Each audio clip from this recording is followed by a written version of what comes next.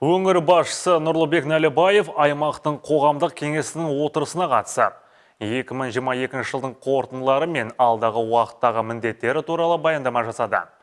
Облыс басшысы өз сөзінде қоғамдық кеңестер азаматтық қоғамның мүдделерін білдіретін, жұртшылықтың пікірін айтатын, атқарушы органдардың ашықтығын қамтамасыз етуге жәрдемдесетін белді және әлеуетті институтқа айналатынын атап өтті.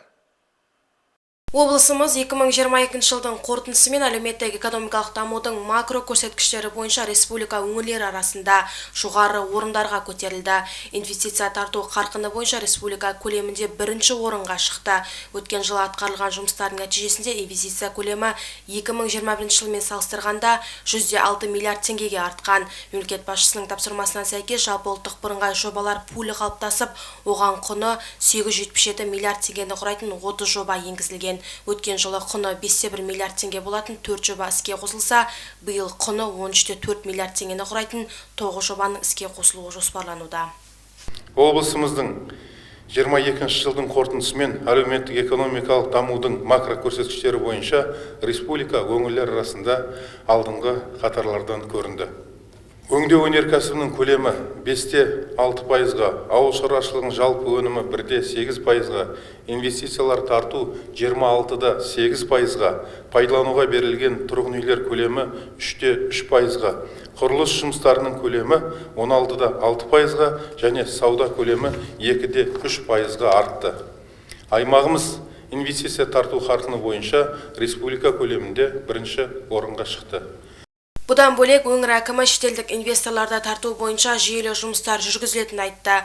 Инвестиция тарту, тұрғын үй салу, инфрақұрылымды дамыту және әлеуметтік салада көптеген жобалар жүзеге асты. Мәселен, түрік инвесторлармен бірге жаңа жылу электр орталығы мен томат пастасын өндіретін ірі зауыт салынбақ.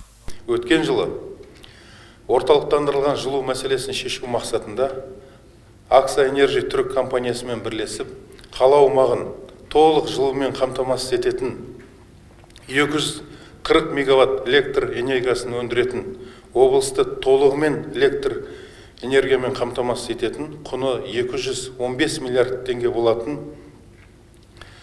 жылу электр орталығының құрылысы басталды.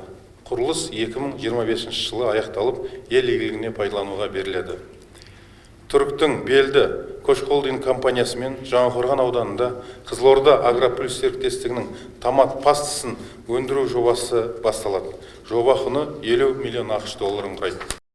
Жиында қоғамдық кеңес мүшелері бірқатар өзекті мәселе көтеріп, ұсыныс пікірлерін ортаға салды. Атап айтқанда, өңірде жыраулық дәстүрді дәріптейтін музей салу, мүмкіндігі шектеулі жандарға қоғамдық көлікпен жүруге жеңілдік қарастыру, ауылдық елді мекендерді қаржыландыру және өз кәсібін бастайтын азаматтарды несиелендіру шарттарын оңтайландыру жөнінде ұсыныстар айтылды. Аймақ басшысы барлық ұсыныстар мұқият зерттеліп, бюджет мүмкіндігі мен заңнама талабына сәйкес тиімді шешім қарастырылатынын жеткізді. Айдана Сұлтанқызы, Руслан Жүсіпбеков, Индира Раисова, Қызылорда қоғамдық телеарнасы.